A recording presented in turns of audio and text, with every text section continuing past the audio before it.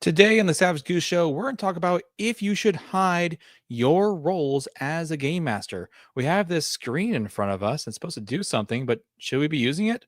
We'll talk more about that. But first, we're going to talk about the news, starting with the newsletter. So let's go ahead and show you that real quick. I never have this ready in time. I have it ready. I just don't have it here. All right. Newsletter. First off, there is free shipping for all orders from Pinnacle over $100. So if you go to Pinnacle's website or anything over $100, like a Pathfinder box or a core box for the Savage Worlds book, or really almost any of the boxes, a lot of the boxes you can get, easily you can get some stuff over $100, but it would be free shipping on all orders over $100. I'm personally looking at getting 5 copies of the Player's book, so I can give that to some people I'm trying to convince to play Savage Worlds. So take on that, whatever you want. I'm going to try doing that myself. But if you want to take advantage of it, go check it out. All free shipping on Pinnacle products or $100. And by the way, when you order stuff from Pinnacle, you do get the physical copy. You can't get the physical copy. You should for the free shipping. But you also get the PDF as well. So you do get both. There's not like, you get digital or physical. You get both. So and the best way to do that is through Pinnacle's website. So go and check that out, or through like their Kickstarters. But generally, just get through the website. Currently, there's a free one-sheet adventure for the Legend of Ghost Mountain. If you're not familiar with Legend of Ghost Mountain, if you're not familiar with the Legend of Ghost Mountain, it is a game developed for Savage Worlds by Pinnacle. It is a wuxia. I always want to say wuxia, so you might, if you've heard someone say wuxia, that's what I'm talking about. It's a wuxia. It is a game where you play as these guardians protecting Ghost Mountain. I'm not super familiar with it. I haven't backed it myself. I haven't gotten into it. But if you want to try a free one sheet, you can get that over at Pinnacle's website. You can check out the newsletter and check out this one sheet. There's a charity bundle, and we're going to go over this bundle a little bit more, but there's a charity bundle for Adam Thompson of Battlefield Press International. Battlefield Press International has done things like the Dinosaur Protocol, Pulp Fantastic, Sherwood, The Legend of Robin Hood, and other game things for Savage Worlds. He's just been going through a hard time, so we have a charity bundle that's got some products from different third-party publishers, as well as a Pinnacle product, being the science fiction companion for Savage Worlds. Sorry, not companion, the science fiction tales. So Savage Tales of Science Fiction for Savage Worlds.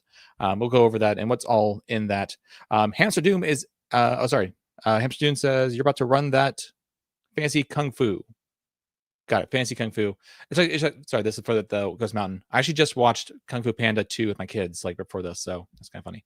But Adam Townsend, he's been going through a hard time, and he's a member of the community, and so the bundles put together third-party products and a Pinnacle product together for $25. You get $325 worth of products, somewhere around there, and you can check that out. We'll go over that in a moment right after the newsletter and kind of look at all the kind of things that are in this, and it looks really nice. Going down, Licensee Spotlight, Dagger Asparagos for Savage Worlds. This is the Scarred Lands adventure, the second adventure in the series. The first one is the Gauntlet Asparagos, which you can also get over on Director RPG. This one is also available. This is the sequel to that one. And it comes with pre-generated characters like the first one does. And you can play through both adventures with pre-generated characters for Savage Worlds, for Scarred Lands. And based on what I've seen so far, Scarred Lands for Savage Worlds looks like it's going to be like hardcore fantasy, almost like it's going to be fantasy, but stronger, scarier, more intense, stronger monsters and all that. So I'm looking forward to it. And that's kind of how they did this for 5e as well, as they kind of put in as like, hey, you can play this in 5e, but everything's kind of a little bit stronger in Scarred Lands compared to normal 5e. So I'm expecting that to be similar for Savage Worlds. We'll see how it compares to like Pathfinder on complexity or difficulty levels. So we'll see. But I'm very excited about Scarred Lands Kickstarter. I'm looking forward to getting that Kickstarter started and getting my hands on that book.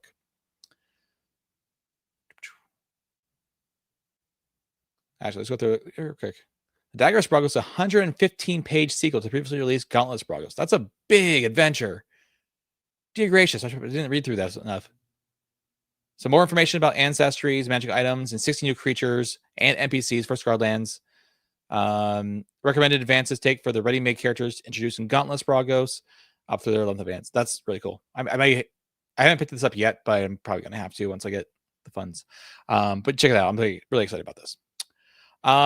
This is not a Pinnacle thing. This is actually technically a 5e thing, but our links to Pinnacle and to Savage Worlds through some of the authors, including Christopher Landauer, and J.M. DeFoggy, who work on the Savage Universe stream and the marketing section of Pinnacle.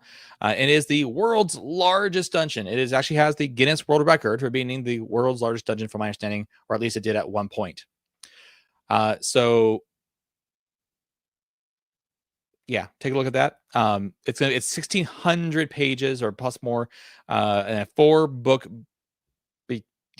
adventure, or big 4-book mega dungeon. And it's pretty intense. It's going on right now. I keep getting updates for it. I don't remember signing up to get updates for it through like BackerKit or wherever it's going on. I think it's BackerKit that's happening on. And yeah, so if you're interested in that, check it out. It's very interesting. I probably will skip on it just because I'm not interested in getting the 5e stuff. But if you're interested in adding to your 5e collection on top of your Savage Worlds collection, definitely go check it out. It definitely seems intense. I'm curious how this would fit into a Savage Worlds game, like how much conversion you have to do and how much it would work. So we'll see. All right, and then looking over everything, Shape of Things Come, Savage Worlds Science Fiction Companion, all things out. Pathfinder is preparing to ship. Rifts for Savage Worlds reprint is shipping. Portal is opening soon. Rifts Europa, it's in production. Deadlands Bobble Northwest, the backer kit is now available. And then Deadlands Lost Colony is review PDFs. I got mine like this, I think, last week. And that feedback closes on May 16th. So that is this Friday. So if you want to get any feedback in for Deadlands Lost Colony Mad World, get that in now. Yeah, so that's cool. I just want to say something else. Oh, yeah, I do have something else to say. So these are all the things of crowdfunding things going on currently or just happened. And I think for the first time since I've done this show, maybe not. I think it's been a brief moment. But there's absolutely no Kickstarters I'm aware of to mention. If you guys do know of a Kickstarter that for Savage Worlds content that I am not aware of, give me a link so I can go check it out. But as far as I'm aware right now, there is not a Savage Worlds Kickstarter going on out there. So let's just go ahead and that's the news. We're going to go ahead and talk about the CarFund real quick. So this is the bundle of things that you can get. There's a link down below in my description that you can go out to it. This is a bundle of items you can go get to help support Adam. And you can see here we got 13 Shades of Darkness Savage Worlds Edition, Agents of Gaia Savage Worlds Edition, Ben Dunn's Ninja High School, the anime and manga RPG for Savage Worlds, which reminds me, from what I can tell, it looks like it's going to be a little bit sort of like, it reminds me of My Hero Academia. I'll just say it that way. Let's check it out. The Bleeder as a monster for Contagion, which is another Savage Worlds game that I want to get and haven't got myself yet. So I need to get a physical copy of it at some point. Citizens Divided for Savage Worlds, Distant Vistas for Savage Worlds, Eldritch Skies for Savage Worlds. And to be clear, not all these things are for Adventure Edition. Some of these are for previous editions of Savage Worlds, but you can easily convert almost everything in that's not Suede to Suede. It's not that hard. So we got Gaslight Victorian Fantasy 2nd Edition for Savage Worlds, Pulp Fantastic for Suede, Sherwood Legend of Robin Hood 2nd Edition, which is for Deluxe Edition. Again, you can easily convert that into Savage Worlds. It's not that hard, I promise you. I've done it myself without blinking an eye. Terran Trade Authority, the Proxima Wars, that's for Savage Worlds. Terry Mancour's Spellmonger for Suede. I didn't even know about this one. The Dinosaur Protocol for Suede. The Secret World for 5e, so Secret World for 5e and Secret World for Savage Worlds are both in here. We got Warren C. Norwood's Double Spiral War for Savage Worlds. We got Wizards and Wise Guys, Public Enemies. Kaiser's Gate for Suede. Bedlam City for Savage Worlds Edition. Forget About It, 5th Anniversary Edition is for Suede. Kaiser's Gate Jumpstart. The Savage Tales of Science Fiction. And Sherwood Action Deck. Snap Sites. Saints and Sinners Core, to just order the physical version this week, so I'm looking forward to getting that. Wizards and Wise Guys, Public Enemies for Suede, and the After. I have this one back here physically on my shelf. You got the Universal Monsters Omnibus. It looks like more monsters for Savage Worlds. So there's a lot of things in here, and actually a lot of things that I don't actually have. So that's kind of cool. I actually didn't know about a lot of these things. So trying to keep up on like what exists out there for Savage Worlds can be quite difficult. So yeah. So take a look at those. There's a lot of, like I said, a lot of cool things in here. If you have any of these things already, you do get a discount on it. If you want to use my code down below, that helps support the channel. It does not take away any money from the bundle. It only takes money away from Drive-Thru RPG, and I think we're all okay with that. So this helps me, helps them, and check it out. So yeah, it looks cool. The other thing I want to share as a new product that came out this week for Savage Worlds is the Fantasy Adventure deck for Savage Worlds. This is coming from Thieves Guild Games, and it looks interesting. So if we go here to the Adventure deck preview, now if you're familiar with if you're familiar with the Adventure deck, you can go check out or not from the Adventure deck. You can check out my video on the Adventure deck. I'll link that up here at some point. But actually, let me make sure I get the right tab here. But this Adventure deck is designed specifically for fantasy games. So usually there's like a generic deck, and you can have like all sorts of different like kind of things on the cards. There's like superheroes, there's sci-fi, there's Deadlands, a whole bunch of different kind of things on the cards. There were some adventure cards specifically made for the different companions. I think there was some for the fantasy companion. I don't know if there was any for the. I think there was one for some superhero companion. I don't think there was for the horror companion, and I don't remember if there was one for the science fiction companion. Yeah, I'm just not sure. So this one is designed specifically to be used with the fantasy companion or with fantasy games. And I think from far as I can tell, it works the same way. There are some unique things about it. There's some new cards, and there's some cards that are meant to be burned. And there's also a new setting rule that lets you to carry cards onto the next session by spending bennies and all the sorts of other things. But I think I'm more interested about is just like seeing what kind of new cards people are coming up with. So yeah, so looking through here, like there's some like different ideas for cards that I haven't seen in the past, and that just intrigues me. So yeah, I just see what kind of new cards that people are using. I will say we've kind of stopped using our cards at this point. I kind of tried limiting it down to like one or like rewarding them, and we kind of just stopped and kind of forgot about them. And I forgot about them, and I don't think my players haven't mentioned it, so we may just like stop using the adventure deck. I don't know. Let me know what you think about that down below. But yeah, that's the one new product this week that I wanted to bring up. Other than that, there isn't really a whole lot else going on. It's been slow, guys. It's been slow. There's not a whole lot going on in the Savage Worlds world lately, as far as like new products or new Kickstarters or anything.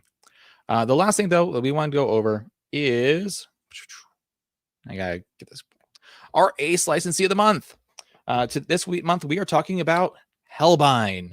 Hellbind is a small sci-fi game taking place in the Hellbind system, where you're facing off against different factions, and you can pretty much be whatever you want. And it's really open to like what you want to make it. But I do want to highlight a few features of this that I really enjoy. The first one is looking at the and I mentioned one last week, which was the encouragement to make whatever race you want using the race creation rules. This week, I want to talk about the different options for creatures in these books. Now you can see here, I don't know if you can see it. I probably should have got the PDF ready, but I didn't think about it in time. You see here, this stat block has a blue section and a red section. So some skills have a red version and a blue version. And this one, for example, is a Marauder. And underneath it, you have a Brute and a Pirate. And what this allows you to do is basically decide like how strong is the version of this faction's Marauder that you want to attack, that you're using to attack your players. If it's just a normal Brute, or is it a stronger Pirate?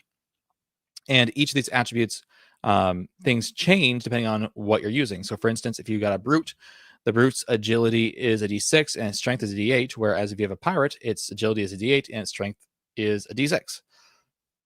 So actually a flip-flop there. They also have different weapons. The Pirate has a light bludgeon, and the Brute has a heavy bludgeon, which does different kind of damage, does different things, and they each have different edge. And this is true for pretty much all the factions. They all have different. Except for I think the fungus growing faction, but the rest of the factions have this very similar thing for all of their stat blocks. For the employee, you have an executive and a paper pusher with different stat blocks for each. For security personnel, you have the guard and the riot control. For the security trooper, you have marksman and vanguard. And what's nice is that it means you can have both kinds of these monsters or creatures or enemies in your game, and then you can have one stat block for both kinds. So even if you want to use like one as a wild card and one as a mook, it's still one stat block. You don't have to go find have two different stat blocks that are almost the same with a few changes. They're just right here. You can just decide which way you want and put it right there. So that's a really cool thing. I like that design. I like that idea for having basically the same kind of monster, but slightly different, kind of giving you a little bit of variety, but not taking up too much room, one, in the book, and two, making it complicated for you to find the right stat block and right stats. So that's super cool. And that's one just cool innovation that we see from Goblin Society Games in their Hellbind setting. We're going to talk about one other innovation next week that I think is pretty cool. All right, so let's talk about our main topic today, and that is talking about GMs and them rolling in public. This has been a conversation that I think's been happening for a long time. I mean, I think probably as long as tabletop role-playing games have been a thing. You probably have the question of, should GMs roll in public? Maybe not at first, because there was definitely like a big separation between the GM and players at the very, very beginning. But I think, at least for a while, especially since in the heyday of things, there is this question of players and game masters rolling in public. And we have these things called GM screens, and they are here to hide information, right? They're here to put up, and I mean, some people, at least that's what the kind of the idea originally was, that they're here to be put up. You can roll your dice behind it, so your players don't know what you're rolling, and not knowing what's happening. Hide your notes behind them, hide whatever you want behind it, right? For a while, I actually played with mine flat. Why? Because I enjoy having all this information on the back here. This is the thing, it's very helpful. But I was rolling in public. And I still do, for the most part. I roll my dice up in the open for my monsters. And we're talking about the pros and cons of rolling in public in general for tabletop role-playing games. But also, we're going to talk about it in the context of Savage Worlds. Is there things that we need to be aware of in Savage Worlds about rolling in public or rolling in private that we should be considering? So let's talk about it. Set that aside for a second. Sorry. So pros, right? One of the biggest pro is that just honesty and transparency. And that really comes down to what usually, like, why you're not rolling in public is because you're trying to hide dice rolls. Why would you want to hide dice rolls? Usually so that if you want to fudge, you can. We'll talk about why that may or may not be a good thing later, but generally speaking, that's the biggest pro, is that there is public. By rolling in public, you are being honest with players of what the outcome is, and you are being transparent about what the dice are, right? You're rolling, hey, I rolled this. Yep, that sucks. Or, yep, that guy aced. Yep, he aced again. Yep, he aced again. And being public with that.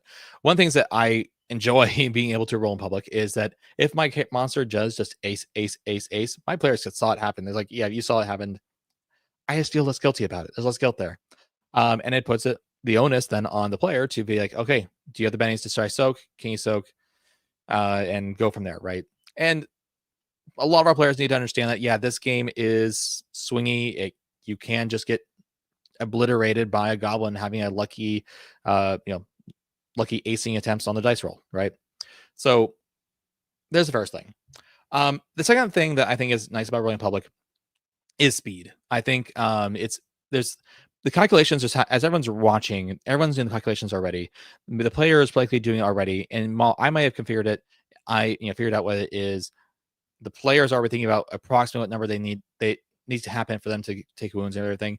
And so when everyone knows what's happening, when I've seen the die and get an idea of what's happening, where we're at, the game just goes a little bit faster. There's Savage Worlds is already fast, very fun.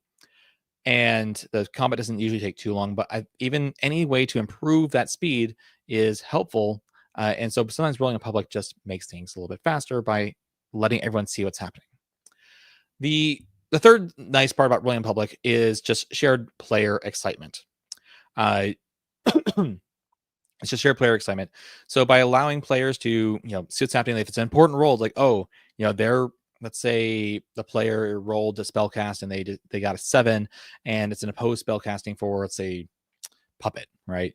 All right, well, let's see what happens. Take the dice out, roll them up, and there you go. Now immediately, yes, I succeeded. Or you're not, or no, I didn't. You're not waiting with bated breath to find out what the GM says. They can make the reaction right away and just go for it, right? Be excited. Gets excitement up. Gets players to be more excited. And then the last benefit, not the last benefit, but one other benefit I have listed is that it helps new players learn the game. When they can see what the GM is doing, and GM announces what's happening, it helps people learn the game. And I shouldn't say just new players. One of the things that I sometimes do is I will utilize tactics that I see that my players don't use very often, and just to try to showcase to them how helpful using those tactics are, right? So using a test, using using support roles, using wild attack, desperate attack, all those things, making sure that those are being used so that my players can see the benefit of using them. Wild attack doesn't usually need to be done. My players love wild attack, not a problem. But it does absolutely help players know what's available when you do it and you show them what you're doing by rolling out in public. Now, you could just announce what you're doing and just say, okay, it does this. But it's something different about being able to roll in public. Say, hey, he's going to do this, roll. Okay, because of that, this is what's going to happen. So that's very helpful, right? Okay, so what's about the cons, right? One of the cons is no fudging. Some people say it's a good thing. Some people say it's a bad thing. That you can't have like a little bit of like, but it affects things, right? Not being able to fudge does mean that you can't do certain things. And let's go through the rest of those cons, right? You can't push development of the story in a certain way. Again, some people would say that's a good thing, right? It means that you can't. You have to listen to the dice. The dice are more powerful than GM. Well, I think that really depends on who you are as a game master and how you're able to develop the story based on the dice. And sometimes it just takes practice. Like if it is something that is like throwing you for a loop because the dice don't match what your narrative you hoped it would be, you just have to kind of roll with it and figure out a new part. Or maybe you can still not change anything, but figure out a way to work the new results into continuing the narrative that you want. It doesn't have to be based on die. You can kind of figure it out on your own. And you're the DM. You can just DM's fiat it away problem, as long as but try and incorporate it into your game, right? It's fine. Second thing is you can't prevent bad stuff from happening. I talked about the goblin who just rolls and aces and aces and aces and aces and aces and does like 40 damage to the barbarian. That's 4 wounds. They're still out. That sucks, right? So, and some GMs would like to have the ability to say, you take 2 wounds instead of, hey, you take 6. That's not the right math, but it's something like that, depending on what exactly it'd be. Point being, it's a lot of wounds, and you can no longer just kind of prevent bad stuff from happening for players. Maybe they don't have any more bennies, and you know it, and you kind of like your character, and you don't want them to go away. Well, again, I'm going to say that's on you to figure out how you feel about that. But personally, I think the benefit of rolling in public outweighs that possibility. And also, when you roll in public, the players know that there is no mercy, right? The story's going to happen the way it's supposed to happen. And not to mention, again, you can still, as a GM fiat that way. It's like, you know what? I'm going to say that this can happen. You're allowed to break the rules. You're allowed to say, yes, by the rules, you're technically dead. I'm going to say that you don't have to be. And you can decide that. And as long as your players are all okay with it, and that you have a group that understands, and also hopefully doesn't want that player dead, it should be okay. Now, a lot of players, not my one player who keeps dying, but a lot of players like to make new characters, and so they're okay with character death because it means, sweet, now I get to create that new character I've been trying to play for so long. Well, so it really is up to you, and it's up to your table on what you want to do with that. So talk to them, figure it out, have that conversation.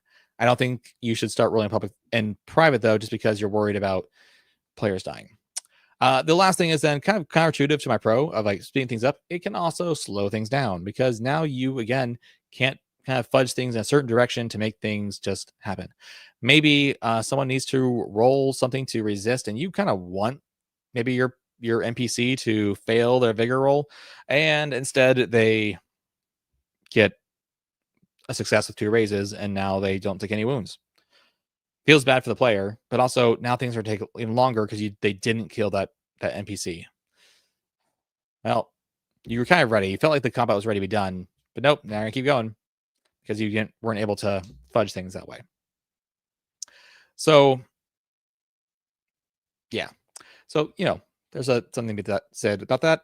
I don't think those are good cons. I don't think there's a reason. I'm not a big fan of fudging anymore. I definitely understood.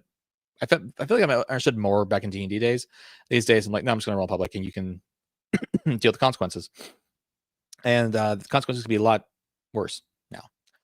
Now, there is some things I want to talk about that are sort of specific to Savage Worlds. People would probably say for like D&D that when it comes to insight checks to see if someone's lying, which is opposed by persuasion, that the GM should roll behind a screen so that the players don't actually know what the target DC is. Now, in Savage Worlds, the way that you do deception really kind of depends on the player or on the GM. I've seen a lot of different ways it done. I've done it several different ways depending on how I want to do. I've done opposed rolls. I've done it as a modifier where I say, hey, you want to know if someone's lying? Okay, give me an insight roll. Give me a notice roll at -2. Or I might just say, hey, just roll and then tell me the result. And I'll tell you the result you roll. Yep, you don't detect any lying. Doesn't mean that he's not lying. It doesn't mean that he is lying. It just means that you don't detect it. And this way, for that option, they don't really know if they succeeded or failed. They just know the information I'm giving them based on what they rolled, which is the one I think I prefer. The only problem with it is that I have to tell players, hey, tell me your result. So yeah, so you could, again, that kind of goes along with the opposed roll. You could just say, tell me the result against the opposed roll, and go from there. That being said, why I don't like the opposed roll is that if you do the opposed roll and you roll behind the screen, players are going to assume that they just failed. Whereas if I say, I'm not going to roll anything, you just tell me the result, and I'll tell you the information you need to learn, means that players don't know if the person's lying or not. They just know, or they may not be lying at all, and they didn't, the result didn't really matter. So yeah, but that's just one place where I say, hey, maybe this could be rolled separately. I think it's like one of the reasons people do, or like one of the situations where people are okay with a hidden roll. But I think you can get around that by just not having a roll and doing it some other way. The other thing, and I've seen people talk about this in the chat, and that is hiding Benny, hiding bennies, or hiding their Benny spending. So players don't know how many bennies there are or how many bennies have been spent or anything like that. And I'm personally not don't have like a problem with players knowing how many bennies there are. I think about players in D&D who are told, hey, they spent 2 of their legendary resistances, and that's like one of those ways of, like, one of those counters, one of those resources that they are whittling away so they can defeat the enemy. And so it's no longer just the wounds, it's also the bennies. And I'm okay with the players knowing how many bennies I have left. I don't have a problem with that. I'm okay with it. So I generally tell them, I'm gonna spend a benny. I don't think they keep track. I don't like put on my bennies out in a row so they can see them, but I do put my bennies, say, okay, I'm gonna spend a benny to reroll this. I'm gonna spend a benny to reroll this. And they can also see kind of where I'm focusing my efforts, right? So maybe there's a particular player I'm really wanting to wound, and so they can see that particular effect.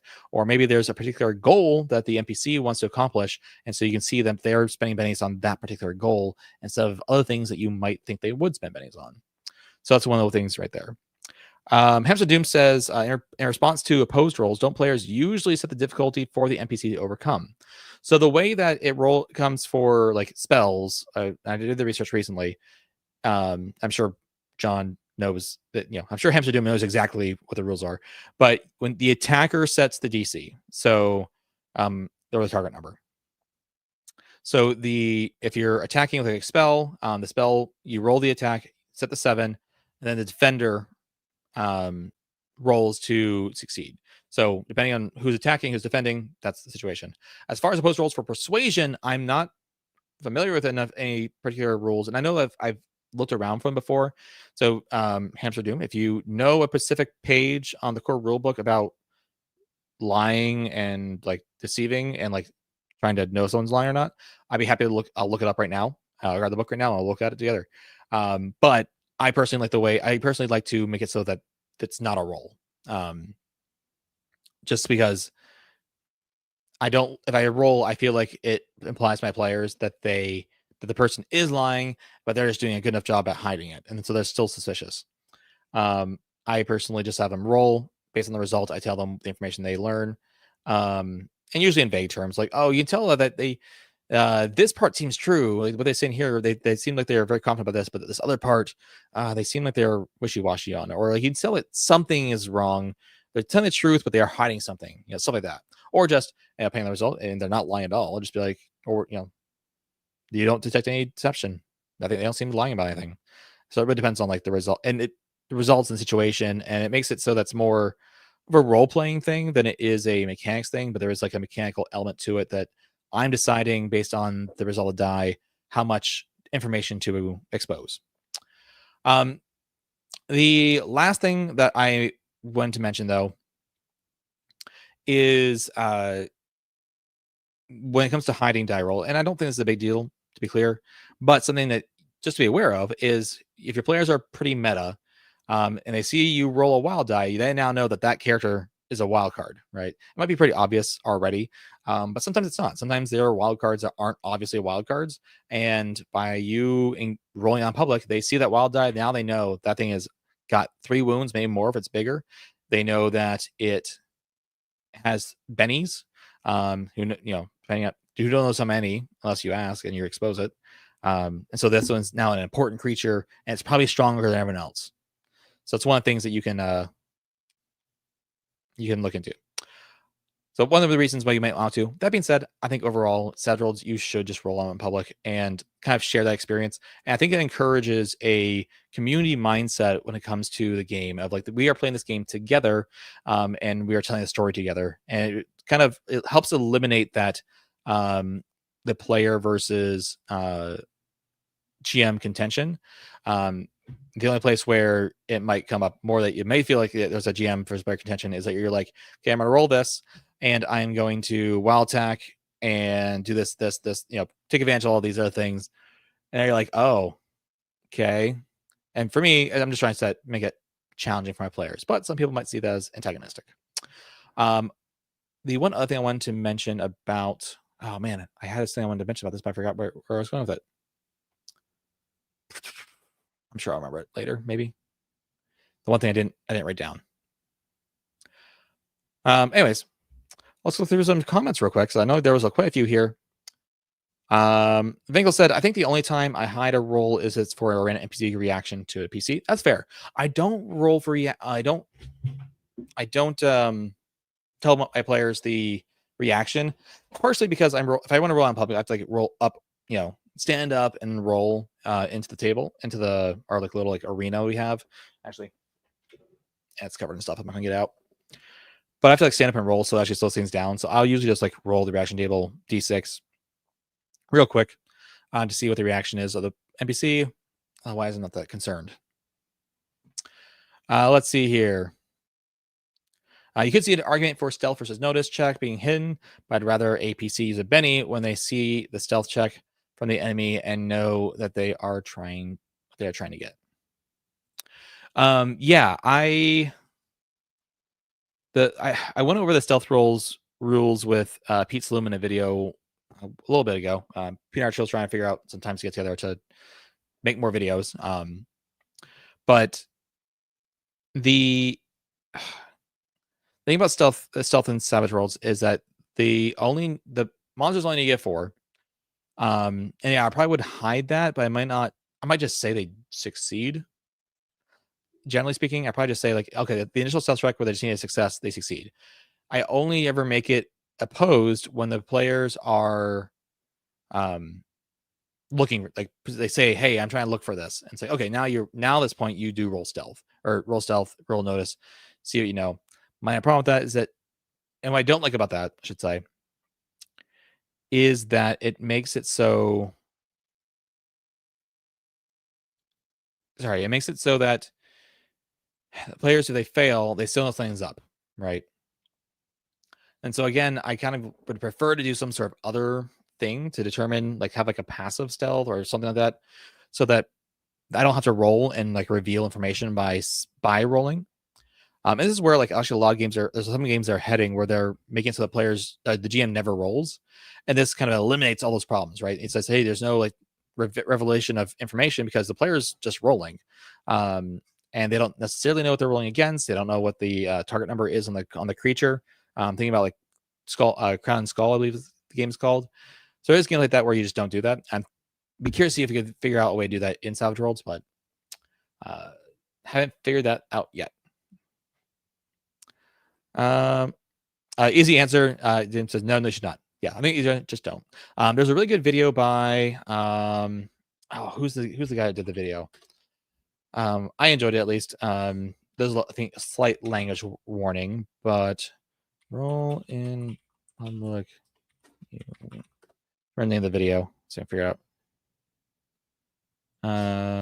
D&D.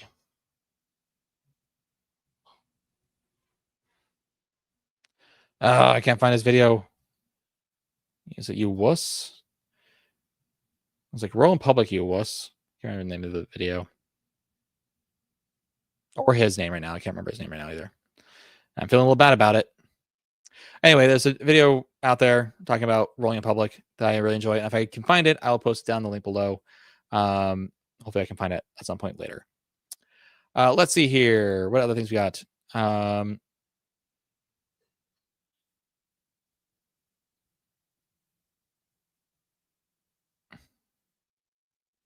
Bingo does say that he uses it to hide his NPC Benny count. I personally don't have a problem with that. And when it comes to notes, I'm not super worried about it either. One, because I'm not very good at taking notes in the first place. I still put my GM screen up these days, not a little bit to hide the book that I'm running it from, because I'm running the adventure path for the Rise of the Runelords. But also what I found is when I lay it flat, it ends up getting covered up by the things, like notes and stuff will cover it up. Whereas if I stand it up, things never get covered. So that's why I stand it up these days, is a little bit to hide a little bit of stuff, but mostly because it's easier to find the information on the back of this when it's standing up. Empton says, one of the best things about rolling in public as a GM is when the dice start to explode, you just see the look of players' faces in abject horror. 100%. The face, very, very amusing as a GM. So definitely do that if you want to like your players to. That being said, like there's a little bit of like if you roll multiple things behind, you can see the abject horror on their face of like, why is he rolling multiple times? Why is he rolling so many times? Why is there so many dice?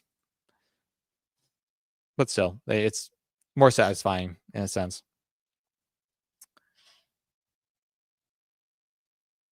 Let's see here. Hamstone says, yes, there's nothing worse than GM who you feel like might be cheating or lying, especially when it comes to changing the difficulty of a skill check. Savage, you know the skill up front. Exactly. That's one of the things I like about the way that everything's working is that you know what the skill check is. You know everything. It's even when there's opposed rolls, it's what the DC is. I tell my players the toughness and parry of monsters when they roll. I don't tell them like before, but like once they succeed or fail, or usually like I guess I'm more just saying I'm happy to tell them. I don't necessarily tell them outright. Area things kind of fudged there a little quick. But it does remind me something I was going to say though. While we may be rolling in public, players don't know what modifiers we're working with. They may know some of them, like, oh, I'm vulnerable, so they're getting a +2, or yeah, they're wild attacking, so they're vulnerable, but they get +2. They don't know necessarily. I tell my players what wounds they have, but there may be other things in their special abilities that give them bonuses that they just don't know about. Like trademark weapon or accuracy or damaging. So even though they may see the result on the die, they don't necessarily know what the result is after you've calculated everything together. And then you tell them, and they might be going, what? How'd that happen? Why is that 8 now a 13? Very easy to do. I think I had someone the other day rolling out a +8 between all the different modifiers they had. So, and that was with some negatives thrown in too. So yeah. So that's one thing to be kind of note. I'm happy to tell players why. unless it's like part of a magic item and I don't want to tell them. But yeah. Hamster says dice tell a story too. Don't steal the dice's narrative. Yeah, it's just one of the things that you just have to, as a GM, get better at. Like over time, through practice, getting better to rolling with the punches of the dice throwing you off, working on improv skills. A lot of GMs who like want to get really good, they'll go out and take improv classes. Personally, I don't. I watch a lot of videos, and I'm on Facebook not Facebook. I watch a lot of videos on YouTube, and about doing these kind of things, watching people, not just actual plays, but also just videos on like advice on how to roll with punches, and seeing nice, good examples. And then also just, I've been running games for 10 years, essentially, more than 10 years, a lot in Savage Worlds. And so I've learned a few things over the time on how to do things. So it's just a matter of like learning, and I still don't consider myself very good. I'm still like messing around with my formula of how I do things, to make the game better. So I still mess around. I still make things different just to see if I can figure out better ways to do things. Let's see here. Finkel says, I feel like fudging is taking the game out of the role-playing game. And Hamster says, in a game with no consequences, there's also no agency. That's an interesting point. That is interesting. All it creates is murder hobos who have to murder hobo, and there's no reason anything else to do. Just murder hoping. So Michael says, once while playing a game with our Talsorian rules, rolled 4 10s in a row. My GM rolled 5 or 6. It sucked, but it was hilarious. I don't know the game, but I assume that is unlikely to happen.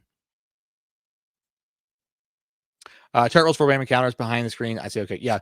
Also because the players wouldn't know what they're doing anyway. You'd be like, oh, I'm rolling a random encounter. You roll a 13. And you're like, they just be like, I don't know what that means.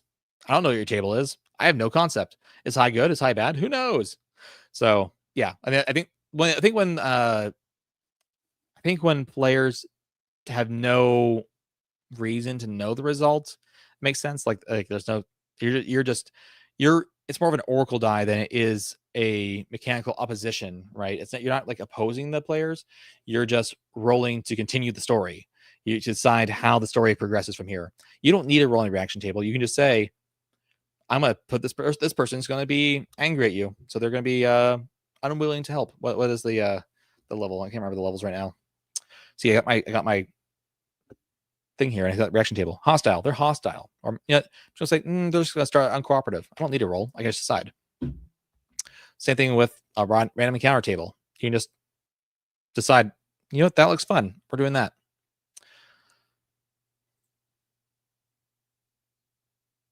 Let's see here.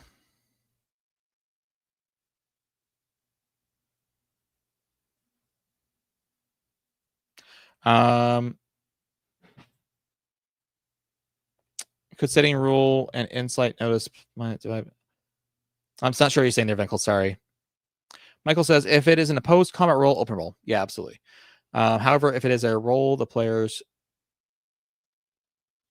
I'm assuming that should not know if they succeed, hide it. And yeah, that's generally what I think I'm saying. Sometimes for opposed rolls, again, I feel like if players know that the other person's rolling, they're going to, they have a more likely tendency to make assumptions about what happened and be paranoid about the results rather than just accepting the information I give them as this is what your character knows. So if I roll and I tell a character, you don't think he's lying, they just kind of stay suspicious, even in character. And again, this is maybe a player problem, but it's just common. I think it's what happens. They just say, "Oh, my character, I just didn't roll high enough to know that he's lying." They stay suspicious. Whereas if I feel like if I don't roll, the information I give the players at face, they just take it at face value. So if someone rolls and they say they got a 5, they go, "Oh, I got a 5," and I just go, "Cool." They don't seem to be lying. They just accept that because I didn't roll. But then if I say, they roll 5, and I say, "Hey, yeah, you can tell that he seems to be holding something back. they accept that information and don't even question that I didn't roll an opposed roll. So that's one of the few places where I kind of leave it up to my discretion, because I just don't want players to kind of metagame or overthink things really in their heads. I mean, metagaming, it's just overthinking things for the most part. But again, I'm happy to hear if there is a rule and specifically on how to do deception, because there is no deception skill in Savage Worlds. There's no lying skill. You have persuasion, you have performance. I've seen both argued for and used for lying to people. Yeah, I will say when it comes to players lying, I do usually make an opposed roll. Or I don't think I do. I think I just only when I really want only when I want and hope that the NPC will see through it. Often I don't really care. I just need them to roll and get a 4, and if they succeed, then he doesn't question. Like, oh, okay, but if I want the NPC to see through the through the line, then I'll say something. What's that?